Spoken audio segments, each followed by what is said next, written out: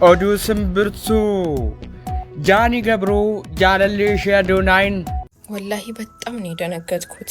በጣም ማለት ነው በጣም ነው የደነገጥኩት። አባን መና ቦኒ ዮሴፍ ጫላ እርጋት መናሳ ጀላ ዱቴ ቦደ የሮ ጀልቀባቲፍ አካስ ጉባር ሰሙኒ ያዛና በይ ዮ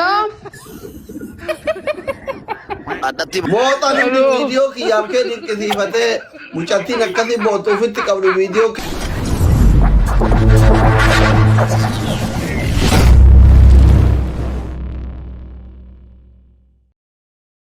السلام عليكم ورحمة الله وبركاته. أركفني كبجمت تافور دفتة تمشي كل جرف جريني بعد أنا في أنت وأنا كم سنين جدا وريلي أم تابرا تاتنيس أكم نقوم جرتو سنين جدا يوم هذا كم موجي أكم ناف جرتو سنين جدا دلقان كنا كم وريني لجرتهم دلقا مارا إيجا وريلي channel كنا فراو تاتن subscribe قوتشون مادي channel كنا تاسنين جدا فيديو كنا سلاك ليه قوتشون وريلي يا ركبتن يا ركيسم كومنتي جدا نافكا سنين جدا كلا زوما قرا فيديو Funun fesa fidera bagos. Malta det. Ba, din better rich. In me. Ini malta det rakko jira mo? This. Dirribe dhiisi hin jedhanii maal gootati? Neeftuu dhiismee siin jedhu hojjeta. Baasii ilaalate soddaati. Maalsi galchee dhugu? Baasii galchiti.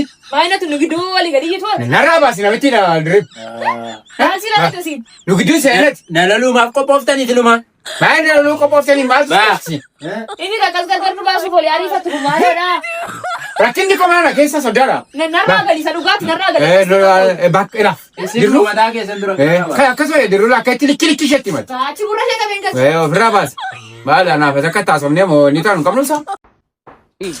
Nailali ya haadho nailali wanta ajiru nailali garajabina nailali ya haadho garajabina kun garajabina dha nailali inammara amma kana nammara excavatorinn biyyo amma kana inammara ya haadho inammara infea biyyo amma kana infea sino tracking in kaasa biyyo amma kana nailali ballina afaan sheeti nailali XXL dha nailali na ilali haadho kolal ija sajam sairti na ilali unda sarati kili goda irti na ilali tokko beralle darba jirtu na ilali appetite banama na ilali haadho qawwaadha fakkaata jireenyi ishee na ilali takkaama ergi dhalatte waa nyaatteen beektu fakkaata na ilali haadho na ilali itto isgoya baraaya rakee buusenne si kadhanna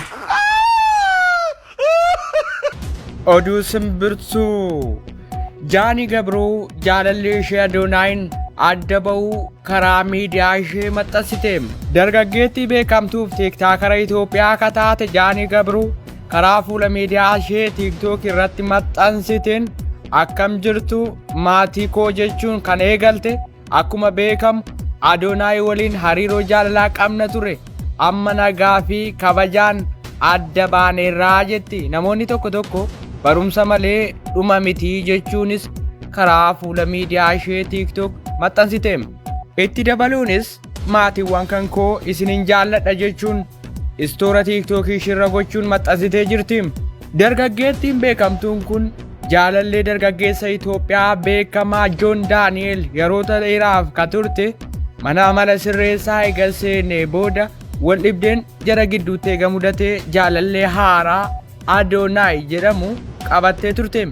Hariiroo jaalalaawwan isaa waliin dabarsite yeroo dheeraa yoo ta'us jaalallee haaraa Adoonaay eega qabattee as waggoota kan hin lakkoofsifne yoo ta'u wal dhabuu ishee beeksifte. Jaalallee ishee Adoonaayis namoota bebbeekamoo fi toora miidiyaa hawaasaa irratti dhiibbaa uumuu danda'anidha. Akkasumas lammii Kanaadaa fi hidda dhalata Itoophiyaa akka ta'edha. Dargaggeessa kanaa waliin wal dhabuu ishee miira gaddaan fuula bilbilaa gurraacha irratti afaan Amaaraan barreessiteen adda baaneerraa jetti dargaggeettiin Jaani Gabroo kun. Jaalalleewwan kun namoota miidiyaa hawaasaa irratti beekamtii guddaa qaban waan ta'aniif ajandaa miidiyaa hawaasaa ta'aniiru. Namoonni hedduun adda ba'iinsa isaanii miira gaddaatiin ilaalaa jiru. Kanneen rifatanis jiru. Namoonni hedduun jarreen kana kanneen walitti jaallataa turan adda ba'uu isaanii gaafa argan rifaatuunis guutamaniiru. ጃኒና አዶናይ መሃላቸው ችግሩ ተፈጥሮ ገርገርበው ነው። እንደዛ ማለት ጃኒ ዞሮ ዞሮ አርጉ ወደ ጆን ዳንኤል መጣ ማለት ነው። አንቺ ሴትዮ እኔ ውስጥ ኑሮ ወይም ደግሞ ትዳር ሰው እኔ ይገባል አልፈልግም። አንቺ ደግሞ ምስኪን ነው። ደግሞ ሌላ አዶናይ ምስኪን ነው። አንቺ ወደ አዶናይ እንደዛ ጠብቅ። አንቺ በጣም ትንሽ ነው። አንቺ ሴትዮ ጃኒ ይሰማል አይደል?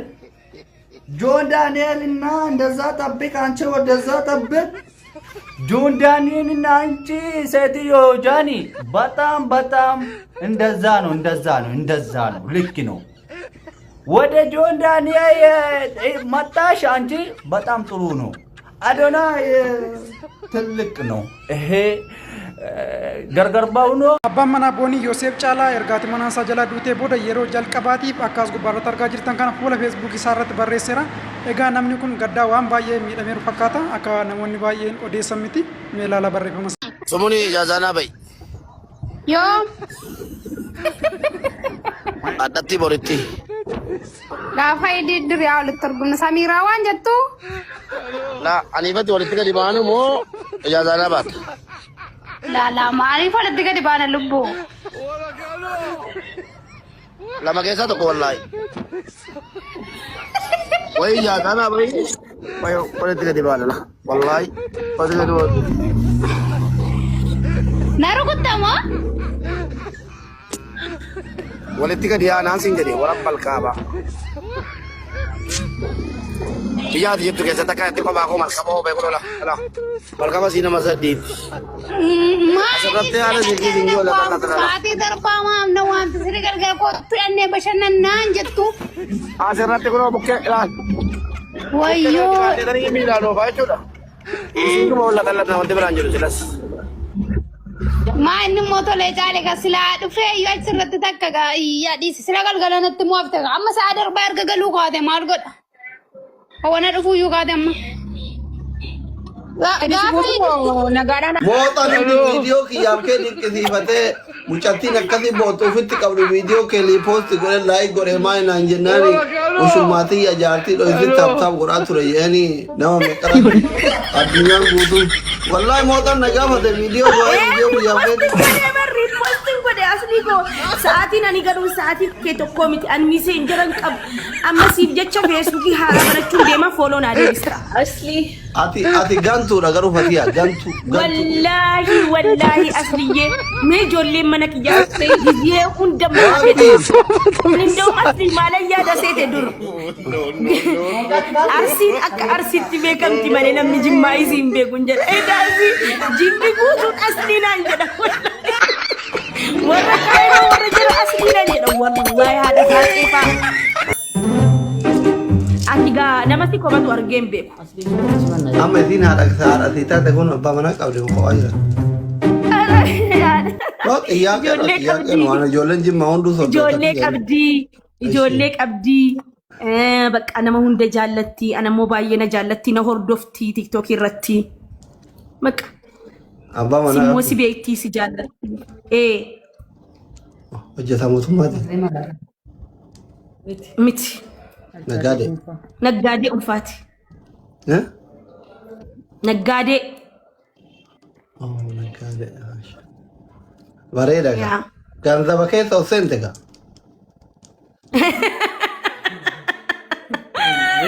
wallahi namni beela rakkachuun feetu bakka nama jaallatti rabbi umrii si haa dheeressu wallahi mana harmee keetiin deemne reet wallahi jiraachuman jira garuu amma inshallah samoona kana baneen laalan jedhaara asli maadii fi xiqqoon gizeen galu maa keessa miti manni keessa tokkuma barqeeqqeen guddaan Cosa jedhem cosa dhuftee nagargaasiftu akka oromoo tokkotti nagargaasiftu kana qofa natti Ati nuti muutii anta uleedhaan uummata ramaan laga fuudhu deemta moo?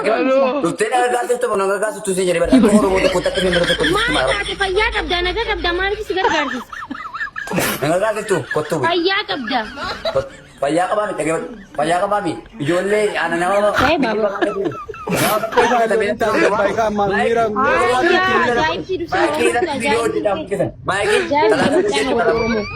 Maiki wallahi ala di marang bola tu atimbeku atimbeku so udah no sabi ama di mira ni terima doa Ay. Orang mo. Ay. Ay.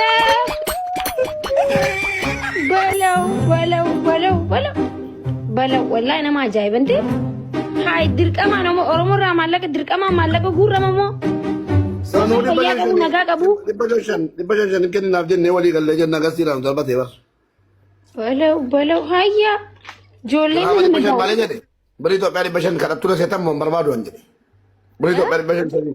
Bari Itoophiyaa dibashan shee walitti qabuu fi wal geenye hin barbaadu an kadhattuu seetan moo bari. Garuu nagaa qabaa mucaan kun nagaa qabaa. Nagaa qaba 25,000 malee hin barbaadu. Garuu inni nagama qaba ግን ማለት ጤናው ምናምን ጥሩ ነው።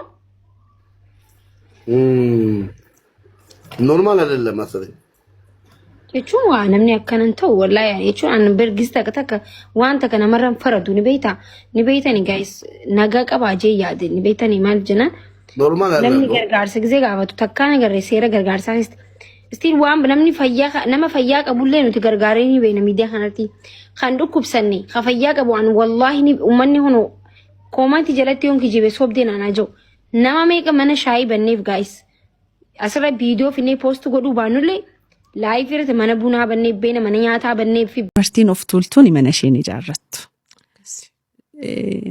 Dubartii gad of deebisuu dandeessutu mana ishee qabachuu dandeessi.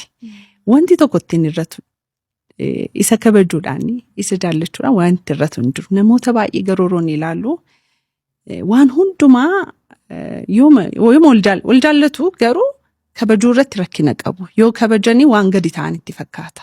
Dubbifamuunis ajajamuunis nama keessatti tole jechuunis gadi jechuun isaaf kabaja kennu baqa dhiirri kabaja barbaada. Namni of tuulaan gaarii mamiti waan hundumaaniyyuu. Wallahi በጣም ነው የደነገጥኩት በጣም ማለት ነው በጣም ነው የደነገጥኩኝም በጣም ነው ያዘንኩኝም የአዶናይን ስቶሪ አይታችሁ ከሆነ የና ጃኒ ካሁን በኋላ ያለንን ግንኙነት አቁመናል የፍቅር ግንኙነት ሶ የሚጠላችሁም ሰው እንዳለ ታውቃለህ የሚጠላክም ሰው አለ ያንተን ውድቀት የሚፈልግ ሰው አለ ይሄን ግንኙነት በምን በኩል ገብቼ ላቋርጥ በምን በኩል ገብቼ ላጣላቸው ላለያያቸው ብሎ መንገድ እንትን ሲሉ የሚፈልጉ ሰው ነም ታስደስቷቸዋላችሁ አንተም እሷም የተማራችሁ ሰው ናችሁ አርቃችሁ የምታስቡ ናችሁ እግርና እግር እንኳን ሲሄድ ይጋጫል የሚፋቀር ሰው በእውነተኛ መንገድ ያ ነገር በእውነተኛ ተመስርቶ ካለ ማንም ሰው ይጣላል ማንም ሰው አሁን ላይ እኮ ብዙዎቹ 20 ዓመት 10 ዓመት 15 ዓመት 18 ዓመት 50 ዓመት 60 ዓመት በፍቅር የሚቆዩት እኮ ሳይጣሉ ቀርቶ አይደለም እየተጣሉ እየታረቁ እየተጣሉ እየታረቁ ራሳቸው የራሳቸውን ነገር እንትን እያሉ ነው ሶ የእናንተን ጉዳይ ራሳችሁ ናችሁ የምታውቁት እናንተ ሁለታችሁ ብቻ ያችን ነገር ደግሞ ማስተካከል ያለባችሁ እናንተና እናንተ ናችሁ እና የእናንተን ግንኙነት የማይፈልግ ስንት ሰው አለ አታስደስቷቸው ፕሊዝ ወላሂ በጣም ነው የደነገጥኩት እኔ ከመወደው ሰው ጋር እንደተለያዩ አድርጌ ነው ዛሬ በጣም የደነገጥኩት ማለት ነው የታመመ ሰው ነው ለታመመ ሰው የሚረዳው ስሜቱ ማለት ነው ሶ ቆም ብላችሁ ብታስቡ ቾክላችሁ ደግሞ ወደ ሚዲያ እንደ አላደ እንደ ተቋረጠ ያለ ማስታወቅ እንዴ ተጣላላችሁ ተታረቃላችሁ ማንም ሰው ይጣላል ይታረቃል